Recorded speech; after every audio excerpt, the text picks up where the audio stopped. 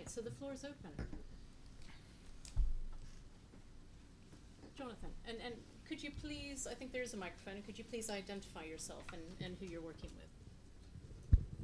Thank you very much. On behalf of all of us, I think stimulating stuff. Thank you very much. My name's Jonathan Potter. I'm from People in Aid.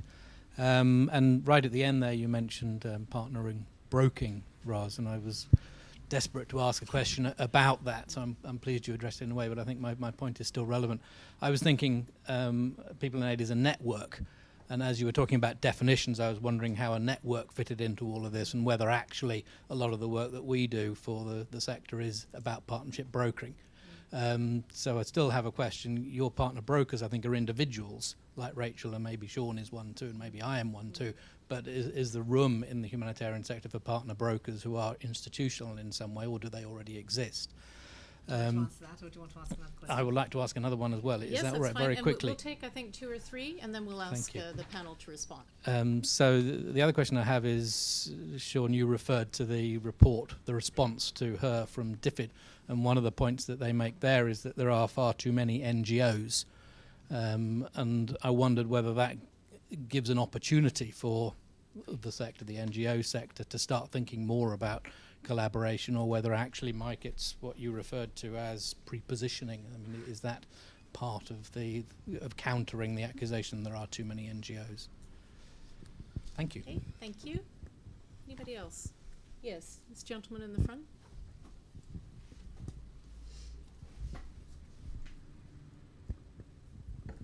Thank you.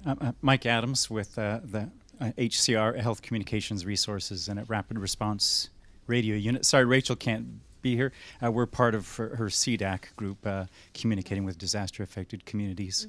Mm-hmm. When we talk about equity and we see the big guy at the table and the small guy at the table, there was some reference in some of the articles about it's the Westerners and the Southerners, or you know, the Western world and the rest of the world.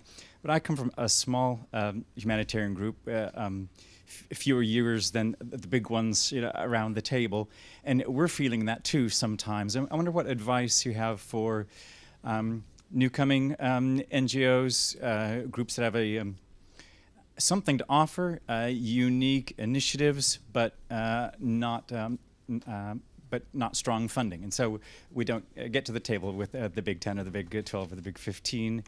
What's the best way for us to connect with the rest of the humanitarian community? Thank you. One more, and then we'll ask our 2 more and ask our panelists to respond. This lady in the 3rd row, yeah, and then gentleman here. I'm Cory Alvarez. I'm not connected to any organization at the moment, but I've worked with Oxfam and Concern. Sorry, I've just you came might back. need to speak up just a Yeah, little bit I've just more. came back from Darfur. Anyway, my question is about, I think I've worked with partnerships before between INGOs and local NGOs. And I did a paper on partnership as well in my master's. My question, I think one thing that wasn't mentioned is about the importance in the principles and the partnership itself is about shared values and beliefs, especially if we're looking at partnership across different, like between UN, INGOs, NGOs, and even the private sector and the corporate sector. Like, what do you think it's relevant or it's important to have that as a standard, as a principle itself, to have this shared value and belief to enter into a partnership? Thank you. Thank you. My name is Tom Levitt. In the dim and distant past, I was parliamentary aide to both Valerie Amos and to Hilary Benn. And next week I will take over from Miles Wickstead as Chair of Concern UK. My question is this. I think we probably all agree that it would be wrong to exclude the private sector from all thoughts of long-term development. They've certainly got a role in working with NGOs on long-term development, but we'd also agree very much with Sean that we shouldn't be looking to them for leadership on emergency aid either. And so therefore, somewhere in between those two, there's a balance to be struck. So at what point is the point at which we say the private sector shouldn't be taking the lead? And what action do you think, particularly Sean, is possible to try and get DFID to change this, I think, terrible decision which they've made, which you've described so graphically to us. Thank you. Let's take those 4 questions now, and then after that we'll see if we have anybody online. I'm going to start with Sean, because he's been quiet for quite a long time now, so I think it's time for him to speak again. I should buy something. Yesterday, there was a launch of the DFID response in Parliament, and Patty Ashton made this point about there are too many NGOs in Haiti. And, frankly, it's an insulting. I find it an insulting comparison. It's a bit like the present coalition government blaming the debt of the country on the Labour Party. If the Conservatives or the coalition party was in power during the financial crisis, they would have done the same thing that Labour did. Nobody really believes them when they say we're in this financial mess because of the mismanagement of Gordon Brown, but we're all too polite to say it.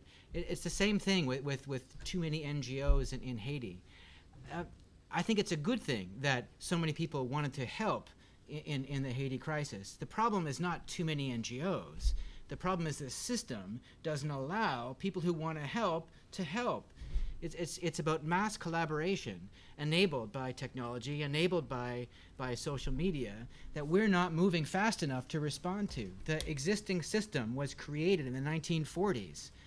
We don't get how to work in an environment where people instantaneously around the world know what's happening in Haiti and want to help. And they don't see ways of getting involved. Back to your question, they don't see ways of getting involved in the formal system. The big organizations face inward. We're a narcissistic sector that we spend our time thinking about ourselves with our backs to the outside world, and people who want to help can't get in. So when it comes to being too many NGOs, I think the question is wrong. The question is, how do we design the system to allow people who want to help to get in? Moreover, let's compare apples with apples. John Travolta flying in his DC-3 with a load of planes is an NGO, the same as Save the Children, created in 1919, 500 million pounds, 20,000 employees, started the Convention for the Rights of the Child. Come on, who are you insulting here? So I think this is a really important point. What is the best way to connect with big existing organizations? I don't know. It's a very good question. I think that one needs to talk the language of big organizations. One needs to offer something that is tangible. But I think it's also based on individuals. NGOs are maddening to collaborate with because everybody has a different opinion about what the organization thinks. But that's also an opportunity. If you can establish a relationship with one person in an organization, that's the thin end of a wedge. So I think that certainly from NGOs there are ways of getting to them. What to do about DFID's response? I don't know. It's an ideological policy shift, and I don't know what to do about it. I don't agree with it, but it's an elected government, so. Okay, thanks, Sean. Let's see, Christine, do you want to respond to any of these? Yes. Will you respond to any of these? Well, they're really diverse questions. And I just want to jump on what the question was, too many NGOs. I agree it's the wrong question. I think, it is a real challenge, but, one of the approaches is who has authority in a crisis to decide who is allowed into a country and not into a country? And isn't that the right of the government to decide, we don't actually want all these organizations flooding our country. It's a burden on what we are able to do. They're getting in the way. And we have to keep in mind that, we are not there necessarily to substitute in all cases for the government, that we're there to actually try and support a government response. Now, I'm saying this in a natural disaster context, okay? Because if we get into a conflict situation where a government is a party to the conflict, then the calculations change. But, in many cases, and this is what happened in Haiti, there was absolutely no control over who was coming into the country and who wasn't, and the military, and the US military, was deciding to give clearance to John Travolta's airplane rather than a Save the Children airplane because he had more clout. That's what happened. who is actually making those calls? And I think that those are some things that we also have to think about, how we empower national governments who have requested and receiving this assistance to exert some of their authority to manage that assistance. So I think that is maybe an unpopular position, but if we're talking about making sure that responses are locally generated, that there is more capacity put into how communities and citizens and authorities are able to respond, especially in natural disasters, I think that's a question we need to be asking ourselves. And I also think that, yes, the system is out of date.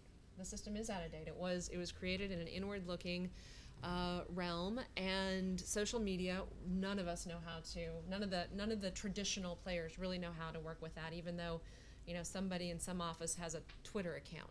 That's not the same thing.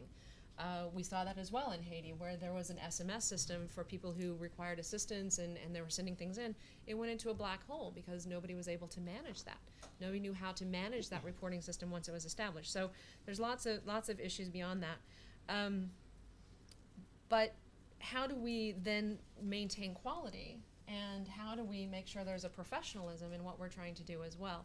Certainly working with children so much, there's a real concern that you have, and we saw this again in the same situation in Haiti and in Pakistan, a number of unscrupulous NGOs coming in, or organizations, and trying to turn that into an exploitative situation. So there has to be some controls and standards. So there's both sides to it, I guess, is what I'm saying. And I don't have a solution to how we manage how many NGOs, but it's a much bigger question than simply building consortia and collaboration. I think it's one of the questions we're going to have to face very squarely in the next several years. Shared values. Yes, I think that you have to have kind of that disclosure of values and motivation, and there has to be some aspect which is a shared value in order to build an effective collaboration. I think it actually has to be one of the fundamental starting points. And working with the private sector, I'm not sure exactly what the issue was around private sector being the lead or being the driver of response. I would disagree with that entirely.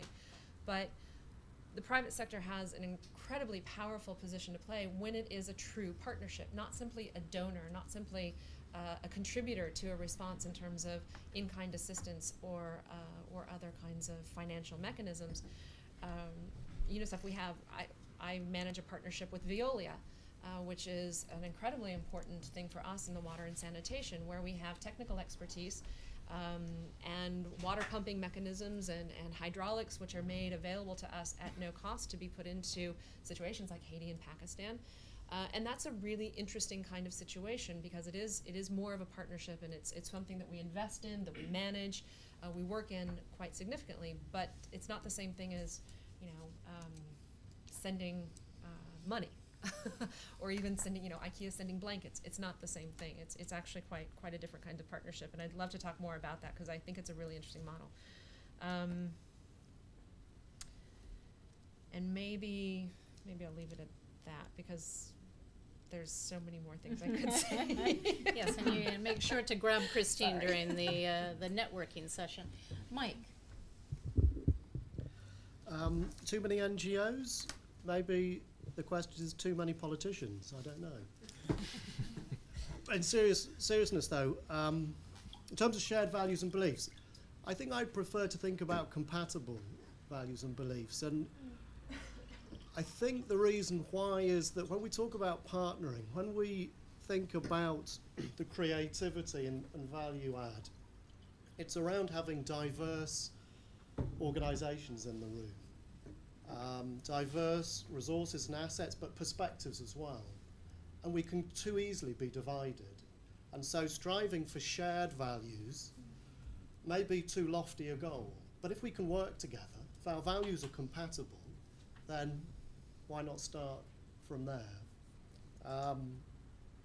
Representing, as a Christian organisation, in the past we've been guilty of thinking about our own too much. And one of the things we're trying to do is get world vision thinking beyond working with churches, but working with a wide range of faith communities and FBOs. The other question then is, as a small NGO, how to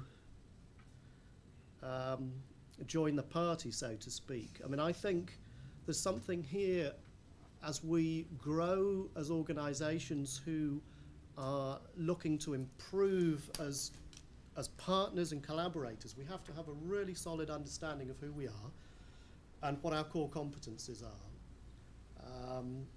Sometimes our general NGOs are looking to do everything, and when they express who they are and the value proposition they bring to the table, it actually ends up being meaningless because we do everything. We have to have a really strong understanding of the value that we bring.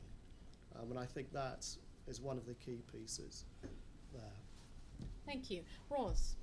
Okay, so I'll try 4 very quick responses, and I will pick up on the partnership brokering organisations, because that's where you started.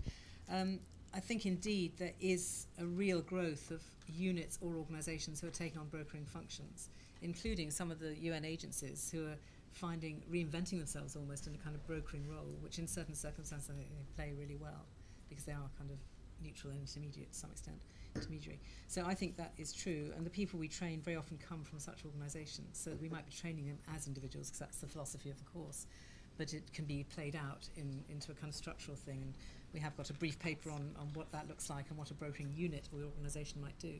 And I think increasingly some of the bigger organisations are creating units internally, and there are some initiatives that are independent that are operating as brokering services. I think there's a disadvantage. I'm very passionate about brokering. I spent a lot of time trying to kind of build it as a competency and make it better understood. But I also think there's a risk with brokering, which is that partners get let off the hook with doing things themselves. So the best broker is one who makes him or herself redundant very fast, and that the best partnerships are the ones where everybody begins to behave like a broker. So I think it's a kind of exchange. I don't think it's a solution. And I have seen partnerships get lazy. And the more you build brokering in as the only way to partner, then partners sort of sit back and say, well, it's their job. So I think the competencies need to be there, but they really need to be embedded in the partnership, and the broker might be a coach. At some point might become a coach for that process. Somebody's talking about the power cartoon, and I think it's a really subtle cartoon, and all I want to say is that I think we can, and another thing I want to say is I think critical success factor that I didn't put up there was whether we can learn to get beneath assumptions. I think a lot of damage is done in partnerships and pre-partnerships because people have such assumptions about each other as a sector, particularly as a sector. So I'm fascinated to hear this kind of ban on business or whatever it is, because I don't think I know the answer to that. Even though I come from a business-orientated organisation, I wouldn't say business is the best leader, and I also wouldn't say they're not a leader. And it seems to me that's a big assumption that you're making, that it's either one or the other, and that actually the real test is what works in what situation. And so we all have to learn to get beneath assumptions.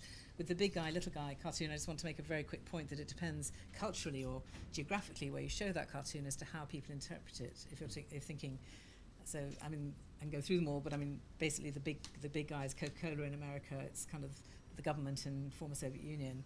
It's the UN system in former Yugoslavia, and I'm not kidding.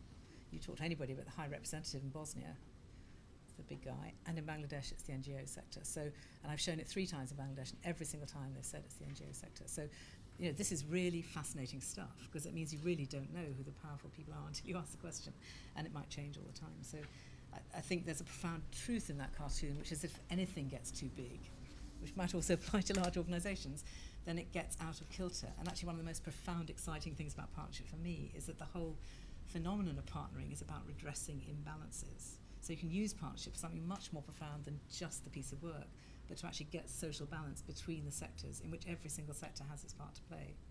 Gone off from the brokering point. That leads into something else, which is what is the question of leadership in a partnership paradigm. So we have a great game we play in our training, which I won't go into, because if you do the training, you'll do it. I don't want to spoil it. But it's basically an exploration about what is leadership within a collaborative mechanism, because it seems to be a complete contradiction. So collaboration means everybody makes a decision, which takes 350 years and comes with the lowest common denominator. But actually what you need in partnership is immense leadership. But I think of leadership in a partnership as passing the baton between the appropriate leader at the appropriate moment. That's the point of the game. Damn, giving it away. But that seems to me what we're exploring here is what is the appropriate leadership at any particular moment from either of any of the agencies around the table or the personalities with particular competencies. And when you get that right, you have almost like a dance.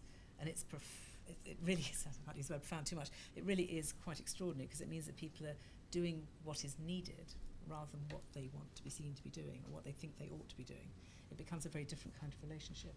And then lastly, the point about shared values. And I'm pleased with what Mike said, and I would have pushed it much further. I think there's a serious mistake if people look to people who have the same values as the basis of their partnership, because I completely agree with everybody who said diversity is the foundation. And diversity is the foundation of really innovative, dramatic, new thinking. If you go with the people who you know very well, you get on easily with, you have the same value, it's business as usual. You're colluding with the status quo by default almost.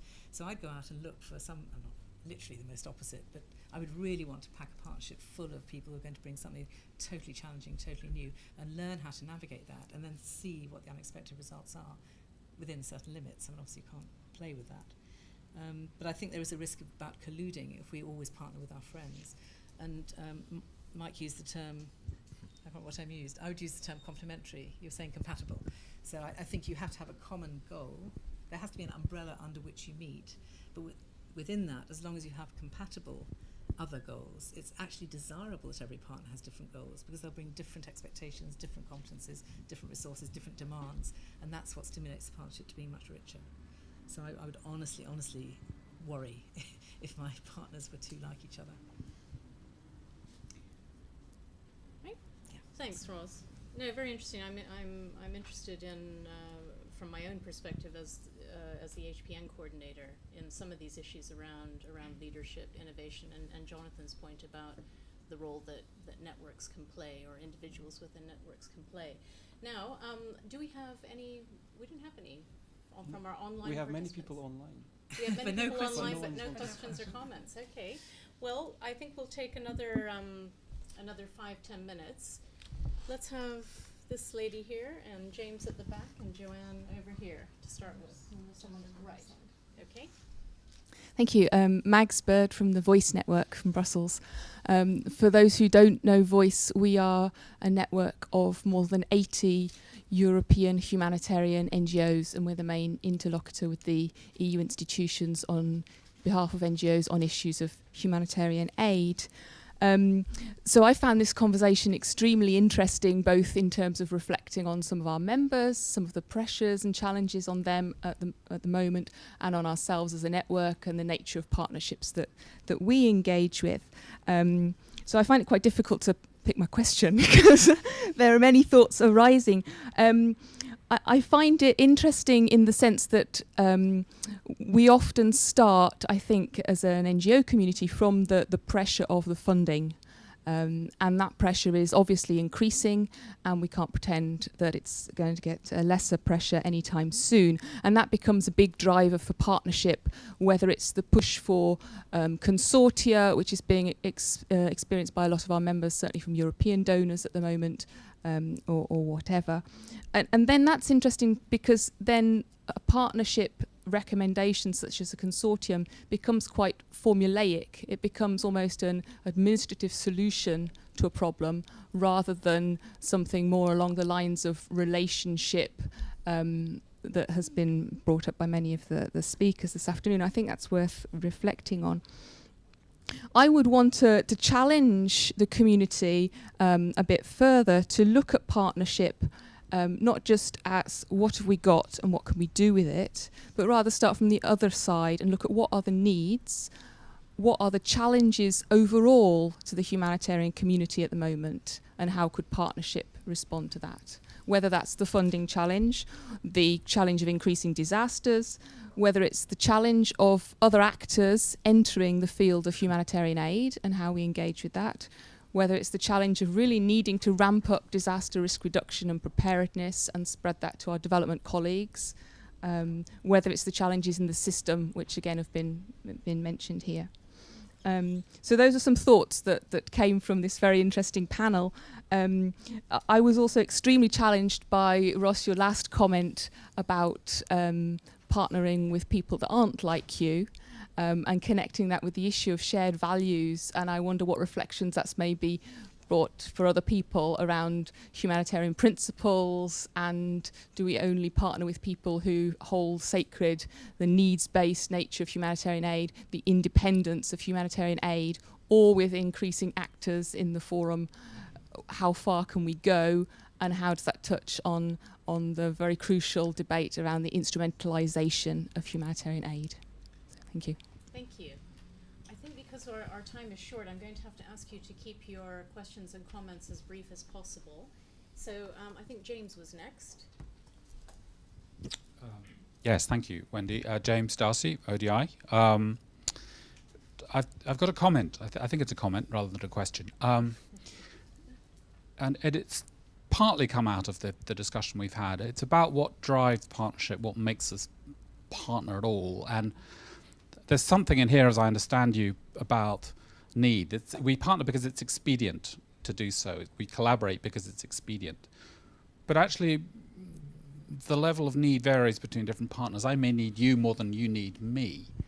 And a lot, it seems some of the problems we get into are because there is, in fact, a radical inequality of power and bargaining power, if you like, in a relationship. The UN in particular has a symbiotic relationship with the NGOs collectively. The UN, like WFP, UNICEF, cannot do what it does without what is essentially a symbiotic relationship with the NGO. So there is a sectoral partnership here. But with any one individual NGO, there's a radical inequality of power and so it doesn't see the need to maintain. Well, I think calling those partnerships is problematic. They're called implementing partners. I'm not sure they are real partnerships, and I wondered if you would agree with that. One very brief last comment. I was just involved in an evaluation of the World Food Programme's global partnerships, and one of the things we found useful to do was to try and hone in on what was the primary function of a given partnership. What was it there to deliver? And question, was it delivering it? When would you cease the partnership, and what was the time frame for it, and so on, and trying to actually pin down some slightly more precise milestones, if you like, for that partnership seemed to us to be a useful thing to do. But I'll stop at that point. Thanks, James. Let's see, then we had Joanne, I think, here in the second row, and then we've got one gentleman over here. Thank you. I'm Joanne.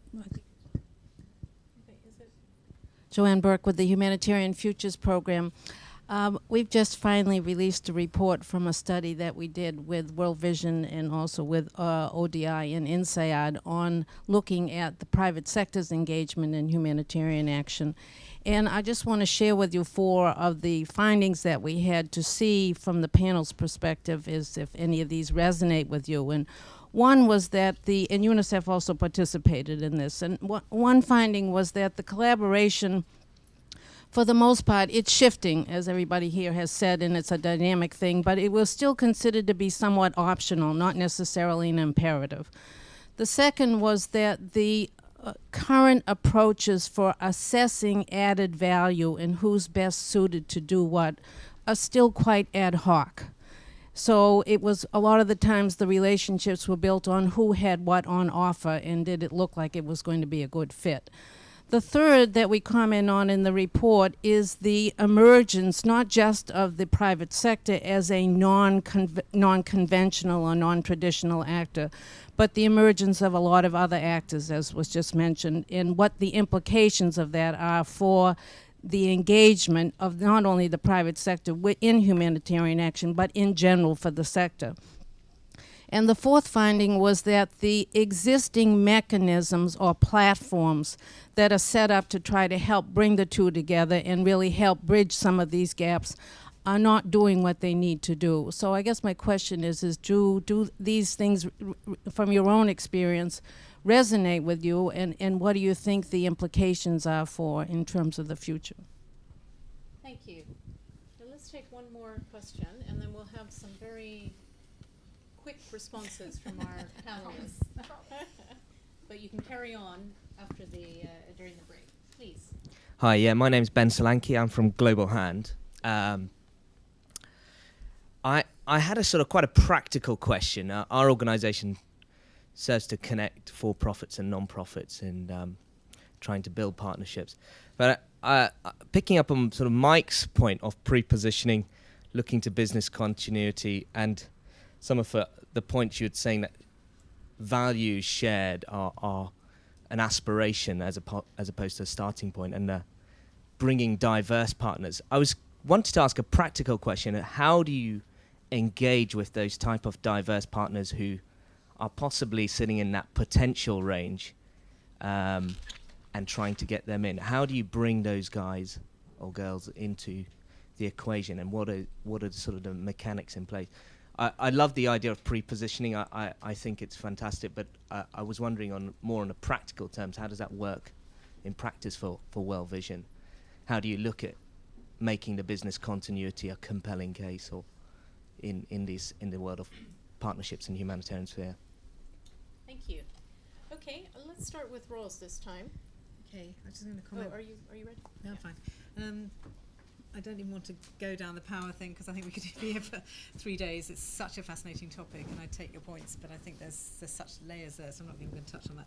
I thought I might just say something about donors because they've been mentioned several times, and I think there's a very, very interesting issue arising in the partnership paradigm with donors. So the first thing is, I think donors have no idea, and I may be wrong, it's a terrible global statement, how to properly value non-cash contributions. So they live in a world of money, and that's what they value.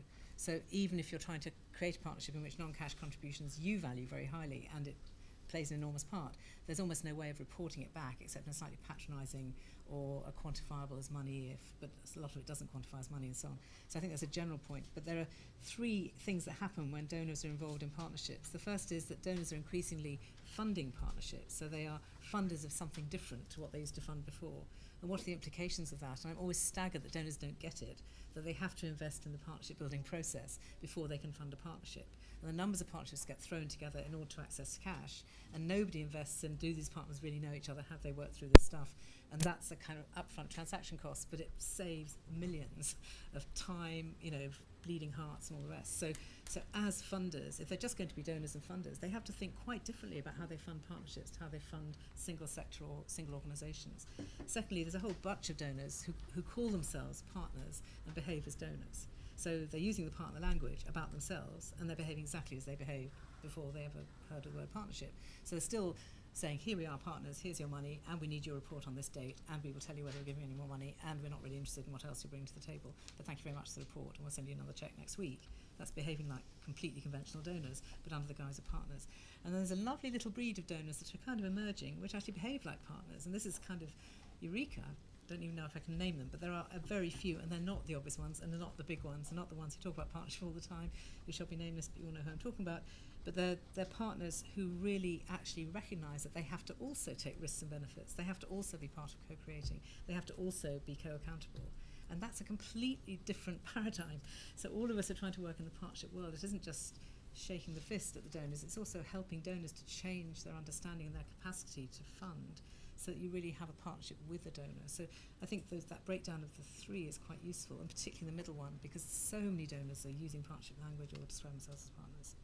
And the only other thing was about how do you make a connection across a boundary. And I mean, it sounds like it's a really naff response, but I think I really worry, and we all have assumptions, and I have 100 assumptions as well, but we have to clear our head of preconceptions, and we have to go into a meeting and be genuinely interested in who they are, not what they can bring, but who they are. If we're interested enough to find out who they are, we might then find hooks upon which we can have a conversation. But if we go in a preconception, either they're big business, therefore they're awful, therefore all we can get from them is money and they're going to rook us one way or another, that's a huge bundle of assumptions which may be correct and may be completely incorrect. And you will never know unless you genuinely go in with as an open mind as you can manage, and you engage with finding out about them and their values, and then you see where there's a dialogue. We all go in trying to sell, and that's a major mistake. Thank you, Rose, and you can find out who those donors are at the coffee break. Okay, Christine. Sure, I'll be very brief because I think that we will want to continue the dialogue. James, yes, on the point. I think it's your comment. I was trying to find a question there somewhere, and no, there really wasn't. But well done you. No, because I mean it comes into this whole idea of perception. And I think, you've put the finger on it, and I think it's more than symbiotic. I think it actually comes down to some individual relationships that UN agencies cannot achieve their mandate without meaningful partnerships. And in the absence of meaningful partnerships, some really good contractual relationships for delivery of services. But I think the world has shifted to a point where there's a preference for the former. We're just not always really good at knowing how to do that. And we've gone through a huge review internally about how we change some of our business processes for humanitarian context. And there's a long way to go still. But I was a little bit struck that now we have guidelines that say To come to a cooperation agreement, it may take you up to 6 months to understand the strategy of your partner, to ask them to bring the issues to the table, to look at how their agenda and their work plan fits in with our 5-year country plan, but it may take 6 months. Now, that's great in an ongoing situation where you're planning for the next 5 years, but when you're planning for the next 5 minutes, it's not always the easiest thing to do. And so we're putting a lot more emphasis now on capacity development and contingency planning upstream. And I think all of us are increasingly with risk reduction and that kind of a lens. But you cannot make meaningful partnerships in the first 3 days of an emergency when you're trying to save lives. Either you have that already pre-agreed, you know who's going to be doing what, and it's not simply about getting there and a transfer of assets and resources. It's actually ahead of time, how are we going to work to our advantages and how are we going to do this more meaningfully? If that means setting up pre-agreements, if that means pre-positioning agreements for transfer of resources or material, that's fine. But actually having that discussion with your national and international partners in advance of an emergency and with the government authorities means you're already way ahead of the game. Thanks. Mike? Okay, a couple of quick comments. I think to the question, why do we partner? I think there's just so many different answers to that question. It's one of the reasons we probably end up in a muddle. So the kind of purist answer might be around sustainable outcomes and bringing different mandates and resources to the table. But then you look at various funding streams like US aid, and a massive proportion of US aid projects now demanding some form of collaboration, and so that's a completely instrumental approach to it, and so you can have mismatched conversations. So I don't think there's any simple answer to why do we partner, but maybe one of the answers to it comes back to the process diagram that Ros presented, and the fact that first quadrant is all about understanding who you are, who we are, understanding the industry sector, if it's the private sector, doing some serious landscaping, some serious scoping, and some serious negotiation, getting beyond those initial expressed positions, and what are the deep underlying interests. And I think that's how those connections get made. It's some serious research looking at who's out there, and what is it that we're trying to do and influence, and who can we join with to make that happen. And then it's having that dialogue, and it's not satisfying yourself with a superficial conversation. It's really drumming down to the very deepest aspects of why your organisations exist and what you're trying to do. Thank you. Sean, you've got the last word. Wow. I really enjoyed this conversation. I like Roz, the way you've been emphasizing competencies, because I think there's a gap in the literature and understanding of this business of interorganizational relationships. There's lots of things written about networks and network theory, and when we meet and we talk about the humanitarian system, we're thinking about global safety nets, and there's a lot of thinking and literature about the structures. And there's a lot about relationships. There's a lot about, development, solidarity, partnerships. But there's a big gap between, how do you bring those two things together? And I think that the humanitarian system needs to think about and reflect on how we can bring those two bodies of practice together. The second point, the future will belong to those who adapt. As trite as that sounds, when it comes to the humanitarian system, I believe that organizations that will act as brokers will survive. I think that organizations that continue to deliver services will become obsolete. The challenges of a changing world mean that the old model of delivering blankets and buckets in crisis situations won't be effective. We see it increasing examples of countries. The Chile earthquake, for example, saying, no, thank you, United States, we don't need your humanitarian assistance. This is not just happening in Chile. In several countries now, they're beginning to reject the humanitarian paradigm because it is compromised politically and operationally. So I think that the future will belong to those organizations who will adapt. And finally, again, although it sounds quite obvious, I feel like I should say it anyway. I mean, the system is crazy. I mean, the humanitarian system is built around this flawed and outdated 20th century linear cause and effect model. I mean, it's complete madness. You know, this crap about log frames and the results-based management. I mean, everybody knows it doesn't work, and everybody knows that all of our staff are spending all their time behind computers filling in reports that nobody reads. I mean, I think that it all, you know, this is all about starting with listening. It's all about understanding and relationships. So I think that's where it starts and ends today. Thank you very much. Well, I know we've gone over time, but I think you still have time to slurp down a cup of coffee in the next room. So please do join us. I'd like to thank our presenters, our discussants for very stimulating presentations and discussion. I hope that you'll continue talking with them in the next room. One final announcement is look out for a new good practice review on cash transfers in emergency programming, which we've done, and I'm choosing this word very carefully, in collaboration with the Cash Learning Partnership. So that's coming out within the next couple of weeks. Thank you very much.